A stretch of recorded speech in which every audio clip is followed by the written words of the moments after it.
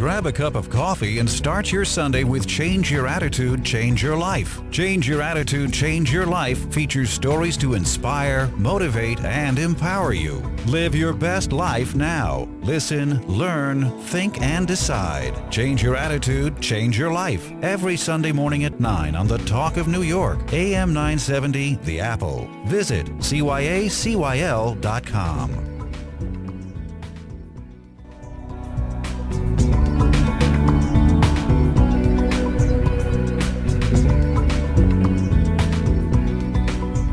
Good morning, this is Change Your Attitude, Change Your Life. I'm Joan Herman. Thanks for tuning in. In keeping with the holiday season, I am pleased to present a very special show this morning full of heartwarming stories.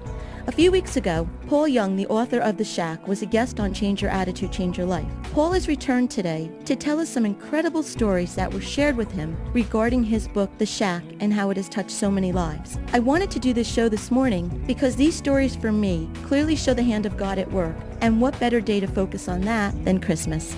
Good morning, Paul, and Merry Christmas. Merry Christmas. Thank you. Thank you so much for joining us today. A few weeks back, I had the opportunity to attend one of your lectures, and in the lecture, you shared what I believe to be some of the most incredible stories.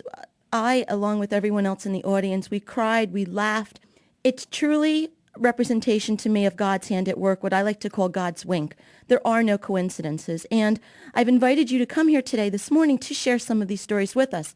But before we do that, I wanted to share my story of the Shack with you, and you have not heard this story before, so I'm about to hit you with this on air live. So your book was given to me 2 years ago, and I clearly remember I was sitting, I'm Catholic, and my parish was running this program called Why Catholic, and I was sitting in our hall, in our parish hall, and I was at a table with a group of my friends, and one of the women said, "I just read this great book, The Shack. You really need to read it."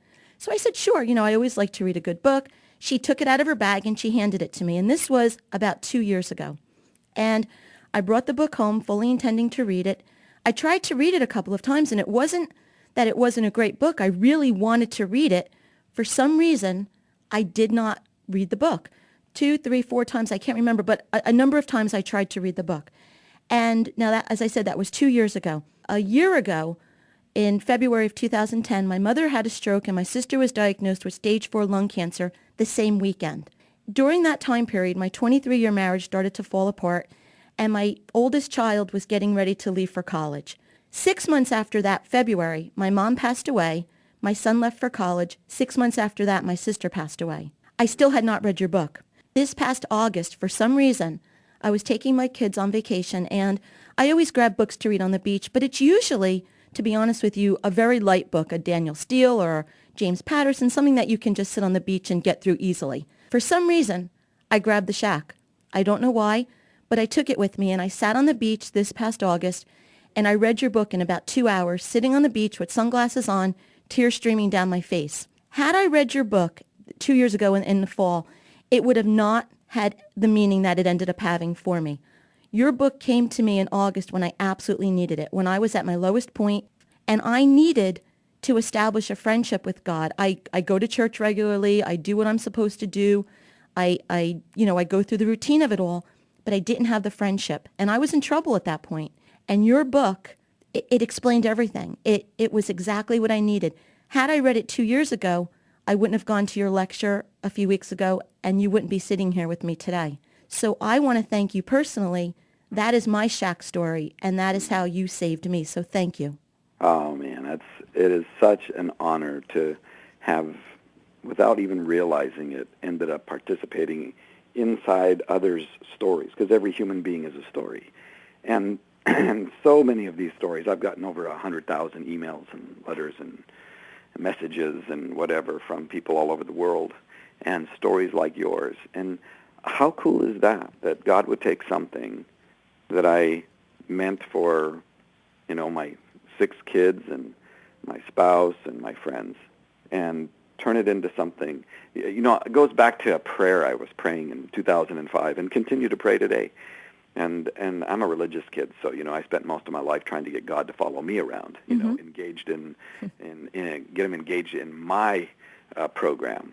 And since then, I've learned that the common response that God gives to that is, "Yeah, I'll go with you, but I'm not going to do anything and so you end up doing it all yourself, which is not a very fulfilling thing at the end of the day. So my prayer was, Papa, I'm never going to ask you again to bless anything that I do, but if you've got something you're blessing, and it would be okay for me to be a part of that, I'll be all over it. And I don't care if I'm cleaning toilets or shining shoes or holding the doors open, because I just want to know at the end of the day you did this, and I got to participate. And with God's sense of humor, it's almost as if he said, look, how about if I bless this little story you're writing for your kids for Christmas? You give it to your kids, and then I'll give it to mine. And then so it's all timing, and it's just not ours. And I agree that the timing of it becomes just as essential a part of that story as anything else. And so thank you. I'm sorry for your losses, but I know what it's like. And I so appreciated that you would share that. It means a lot to me personally. And Paul, what I'm doing right now, this is clearly the hand of God at work, because just to be here talking to you, doing this, and having this impact on people's lives. So with that said, please share some of these stories, because I'm a firm believer there are no such things as coincidences. And when you step back and you look at how things play out in your life, you will see it. And once you are aware of it, you'll notice it happens all the time. Yeah, and I think as your heart becomes more settled, you begin to see things. There's this verse that says, "Blessed are the pure in heart," and it doesn't mean that those who are perfect. It means that there's been a purifying process. So, we're not so cluttered. Our view and our perspective is not so cluttered by our pain and our shame and all that. And it says, because they see God everywhere. And I love that. I think coincidence has a name, and I agree with you. There is no such thing as coincidence. It's just like I was telling you about that flight I took out of Asheville. I was supposed to go from Asheville to Charlotte, North Carolina, to Newark, New Jersey, and it was all set up, and I had my itinerary, and two mistakes happened. The folks who never make a mistake from the Speakers Bureau forgot to cut and paste the entire travel part of the itinerary, what flights, etc. They had it on one of the older of the two, but they didn't have it on the current one for New Jersey. They only had half of it. So when I glanced at my itinerary to figure out when to get the cab in the morning to go to the airport, I read only the second half. So I looked at the time, and it said, 9:55, and I thought it said out of Asheville to Newark. It said out of Charlotte. So by the time I picked up the cab in the morning at 8 o'clock, I had already missed my first flight, which was Asheville to Charlotte. Mm-hmm. Well, at that point, there'd been a big snowstorm in Newark the day before, and things got all messed up, and I tried the airlines that I'd missed my flight on, and they had no space available, booked the whole day. And so my cab driver suggested another airline, which had a single flight that went direct from Asheville to Newark, and I called them. Actually, I walked in and talked to them, and they had just canceled that flight. So I found one more flight, and it went, I got the seat on a flight that went to Atlanta, and from Atlanta to Newark. And I'd get there actually in time for a dinner that was being held that afternoon. So I thought, okay. But then I'm thinking, all right, this never happens. One, I don't look at something and make that kind of a mistake. And two, the Speakers Bureau never makes that kind of a mistake. So what's the adventure here? I'm going to start looking to see, okay, who is it that I'm supposed to run into here? Mm-hmm. And so I get on the flight to Atlanta now, and it's a normal flight. Nothing happens. The guy next to me sleeps the whole time. And but I land in a concourse that's just in the same concourse as my connection, which is not a big connection. So I walk down there, and I just barely got a flight, a seat on this thing. And during the pre-board, they make this announcement that I've never heard them do before, and it was this: there is one upgrade to first class available, and the lucky winner is William Young. And now I go by Paul, but my first name's William. So, so here I got bumped from the little cramped whatever I was up to row 1D, and I'm thinking, okay, I wonder who's going to be sitting next to me. So I go in there and I sit down, and the guy sits down, kind of almost like a 30-year-old big guy, kind of quiet. He sits down, and he pulls out a copy of The Shack, and he had just bought it 20 minutes before. He's a mechanic for the airlines. He had gone into the little shop there and looking for a book, and it wasn't even out on one of the main end caps or anything else. It was in the shelves, and for whatever reason, he just grabbed it and thought, I'll read this. And he had his receipt sticking in it and everything. So he sits down next to me, and I'm looking at it, and I start to laugh. I said, have you read that? He goes, no, and he explains to me how he just bought it. And he said, have you read it? And I said, yeah, I've read it. He said, well, did you like it? And I said, yeah, it was okay. Yeah, I liked it. And he goes out, he gets settled down, and I turn to him and I say, I got to ask you a question. What have you been praying lately that would end up with you sitting next to me in this seat on this airplane? And he gives me this odd look, and I said, you have to understand something. I said, you remember hearing that announcement that the winner of the upgrade seat was William Young? He said, yeah, I remember that. And suddenly he has this look on his face, and he looks at the book, and he goes, oh, no, you're not him. You're not this William Young, are you? I said, absolutely.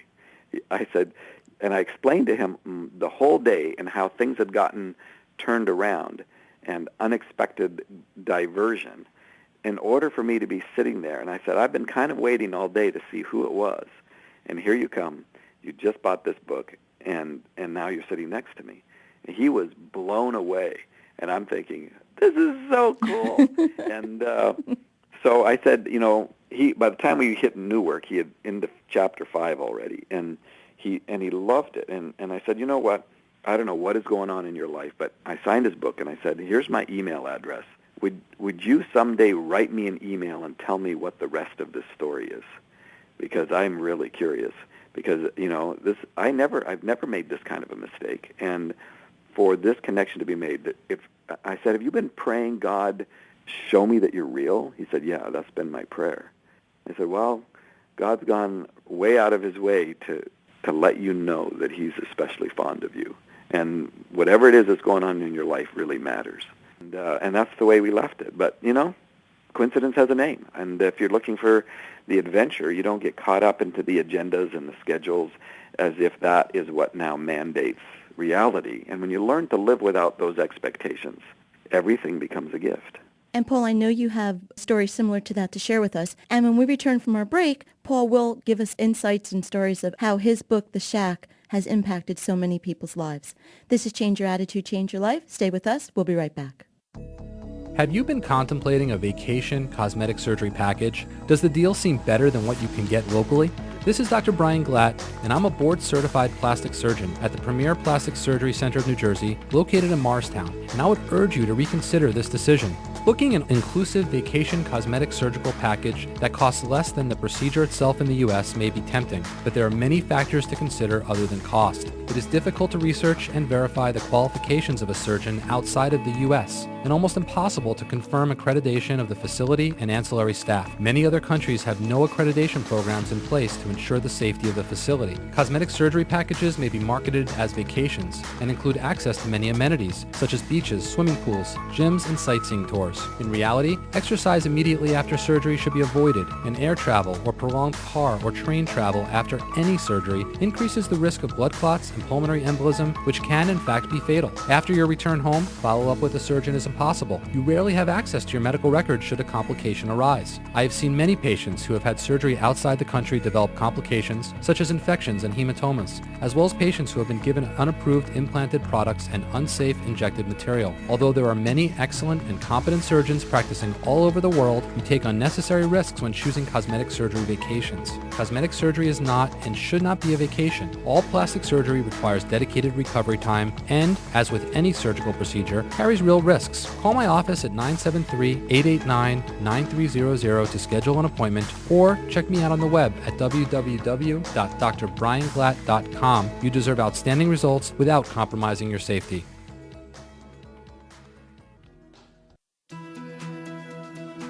Change your attitude, change your life in big, believe, inspire, grow. Salute the entrepreneurial spirit of small business owners, people who follow a dream, work hard, and make it happen. This week's Spotlight on For the Love of Wood, For the Love of Food is brought to you by REA, a global consulting firm that provides career and transition services to individuals and relocating families worldwide. Is it a memoir, a biography, or a cookbook? It's actually all three. For the Love of Wood, for the Love of Food is Joanne Ferrari's new book, A 10-Year Labor of Love. For the Love of Wood, for the Love of Food lets you experience growing up in a loving and boisterous Italian family from Brooklyn through the eyes of a good Italian Catholic girl. Independent of your background, you'll relate to the many heartwarming, sometimes heart-wrenching, and always endearing stories. Proceeds from the book are being donated to Nourish the Children, an organization that feeds starving children around the world. For the Love of Wood, for the Love of Food, you'll love the book and feed a child. Available at bookstores and online book retailers. Get your copy today. Welcome back to Change Your Attitude, Change Your Life. I'm Joan Herman, and our guest today is Paul Young, author of the international bestseller, The Shack. Paul, before break, you shared a story about what I like to call God's wink, or the hand of God at work. And I know that your book, The Shack, has touched so many lives, and so many people have come to you and have shared how this book has impacted them. And if you would pick a few of your favorites, we'd love to hear some of them. I'll give you some of them, sure. I got this little email amongst the many emails, and it says, thanks so much for your story. I've read it to my husband, son who's 12, my daughter who's 22. My daughter wanted to know if she could divorce her old God and marry this new one. Another daughter, 18, is presently running so hard away from the religion she grew up in. She read it and with tears streaming down her face said that being a follower of Jesus didn't look so bad now. And, and I get lots of those. This one it just came, and because you'll see by the date, and it says, my name is Linda. My best friend over 45 is Linda. I helped raise her daughter, Staria, who's also my godchild. I was raised Catholic, considered myself a good Christian. Linda and Staria were never really very religious. On Christmas Day 2010, so this is a year ago, Staria was murdered by her estranged boyfriend and father of her 9-month-old twins, who were found in their cribs. They hadn't been taken care of and probably heard the killing of their mom. It's been a terrible ordeal for all of us. Recently, I was in the library with a good friend who picked up a copy of The Shack and recommended it to me. I read the summary, and as soon as I saw the word murdered, I told him I couldn't read this. I said, it's too soon for me to deal with this. The librarian was there and said what the book was about. And I said I would try. I did read, but I had to put it down several times, as all I could think of was Staria was Missy. I told my mother about the book. She seemed not to be really interested. She said, I can't read something like that. And that was her response. Well, on Sunday, while talking to her about a hurricane that had just come through, she said, was it you that told me about that book, The Shack? I said, yes, why? Linda stated that she finally went through some of Star's things, and she said she was reading it when she died. Her favorite bookmark was halfway through The Shack. Now, she said, I feel like I got to read it, although it's really hard. Obviously, this book was meant to be in our lives. Of all the times for Star to be reading a book about relationship with God, it was when she was also taken from us. I think we all needed that, and it was a message I thought you would like to know about our story. It's still too soon to let the murderer go and to forgive, but now I know I have to work on this every day. And then she goes on from there. Paul, when you hear a story like that, how does that make you feel? You know, it's incredibly painful on the one hand, because it touches my own tendernesses. You know, we've had a period of time. Well, even this summer, my 18-year-old son, Matthew, his best friend, Adam, who's sort of an adopted boy into our family. He's an only child in his family. And, he was with us we took the grandbabies to Disneyland, and Adam was he's the only non-biological. And so this summer, the end of June, he was instantly killed in a dirt bike accident, in which he has done dirt biking his whole life. And he just got hit a hidden tree root, and got thrown right through a tree. And it was crushing. So I know the crushing that goes on. I have a bracelet that my son made for me, and it says Adam Van Vactor, son. And his says Adam Van Vactor, twin. Mm-hmm. So you get a sense for the depth. But we're surrounded. We have a world full of great sadness. And the question is, okay, what are we going to do? And where is God in this? And we ask the why questions that, for the most part, don't have real definitive answers.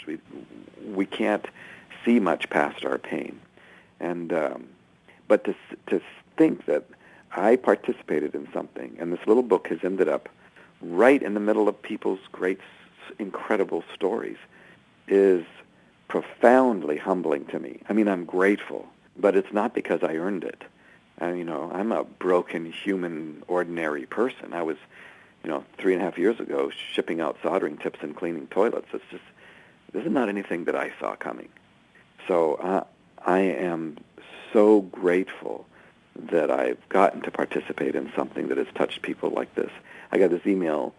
I'll give you a couple emails that are shorter ones, and this guy says, I've never written to an author before, never felt the need, but because of your book, my son, from whom I've been estranged for over 40-plus years, went on a spiritual quest that took him by motorcycle from Atlanta, Georgia to Oak Grove, Oregon for a few-hour visit. He said he was coming, and he said he was bearing a great gift, which turned out to be a much-read, dog-eared copy of a book called The Shack. In the front cover, he had written various things addressing them to Father, and the one that means the most to me is, there is healing in the giving and receiving of forgiveness.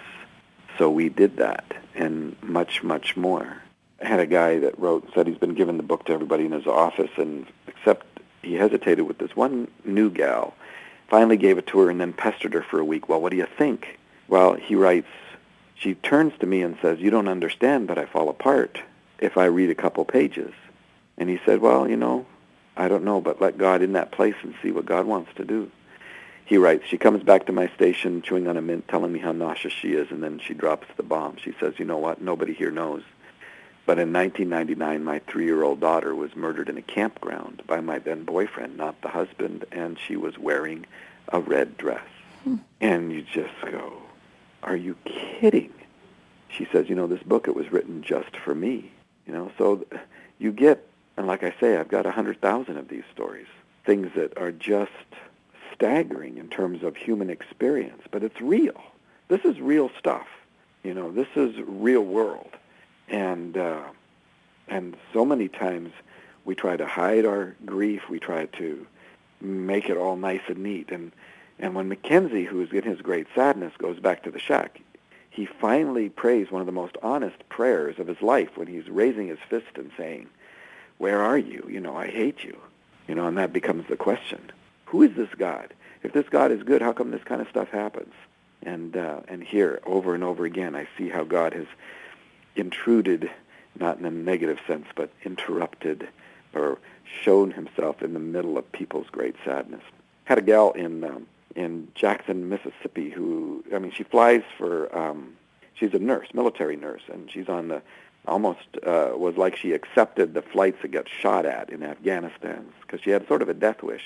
And it came from being sexually molested by her father, and as she calls him, my father's brother, her whole adolescence regularly. And it just destroyed the fabric of her heart. Well, she's in Afghanistan, runs into the shack, reads through the section on forgiveness, and begins to realize, I'm in a prison. I'm in a prison of my own unforgiveness, and I can't get out of it. So she decides that she needs to have a conversation with her father, and at the same time gets a call from stateside calling her back because her father has been diagnosed, has 6 weeks to live, and as the nurse in the family, she's supposed to be the one that takes care of him while he dies. Well, she sees this as an opportunity to have the conversation and goes back, but by the time she gets to her dad's side, he's already slipped into a coma. And she waits, because a lot of times people who are in the process of dying will go into a coma, then they'll come back out. But he doesn't come back out. He goes deeper and deeper into the coma, and finally she realizes he's not coming out. So at 2 o'clock one morning, she pulls a chair up next to his bed, takes his hand, and says, Daddy, I'm here to ask for both of our forgiveness. And then begins to walk through the details. Daddy, this is what you did to me. And this is why I've never been able to have a relationship with a man that is healthy. This is why I've been self-destructive. This is why I hate myself so much that I want to just get rid of me from this planet. This is why I'm so disgusted with the human being that I am. And she just begins to walk through all of these things. And then she starts over, and she says, okay, for this I forgive you. For doing this that led to this, I forgive you. And she starts to specifically name. And she says, Paul, I'm saying these things to him. And suddenly tears come rushing down his face, not just a little tear. He is weeping, and he never comes out of his coma. She says, there is no way you could tell me that major things were not transacted during that conversation. power of forgiveness. Paul, thank you so much for stopping by this morning and spending time with us, for sharing these stories at God's hand at work. If we only open our eyes and open our heart, we can see God everywhere. And these stories are a perfect representation of what you've brought to the world and a gift that you've been able to share with all of us. So thank you so much for your book, The Shack. Thank you for spending time with us. And thank you for your gift. Well, let me say one last thing. You as a human being, any human being, is not powerful enough by their behavior or non-behavior to change the affection of God toward them. That is relentless, and that is unstoppable.